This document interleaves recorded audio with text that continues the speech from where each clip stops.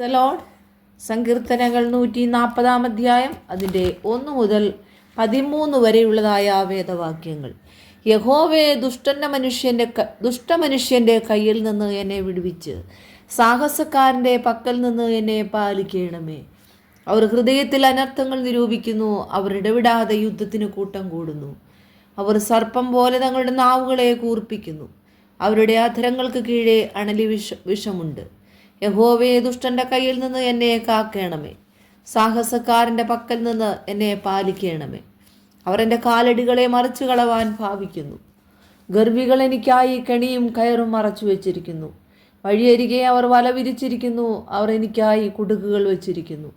നീ എൻ്റെ ദൈവമെന്ന് ഞാൻ യഹോവയോട് പറഞ്ഞു. യഹോവേ, എൻ്റെ യാചനകളെ കേൾക്കണമേ. എൻ്റെ രക്ഷയുടെ ബലമായി കർത്താവായ യഹോവേ, യുദ്ധ ദിവസത്തിൽ നീ എൻ്റെ തലയിൽ ശിരസ്ത്രമിടുന്നു.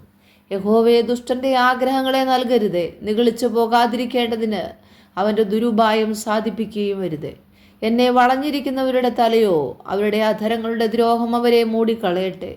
തീക്കനൽ അവരുടെ മേൽ വീഴട്ടെ, അവൻ അവരെ തീയിലും എഴുന്നേൽക്കാതെ വണ്ണം കുഴിയിലും ഇട്ട് കളയട്ടെ. വാവിഷ്ഠാണക്കാരൻ ഭൂമിയിൽ നിലനിൽക്കുകയില്ല. സാഹസക്കാരനെ അനർത്ഥം നായാടി ഉന്മൂലനാശം വരുത്തും.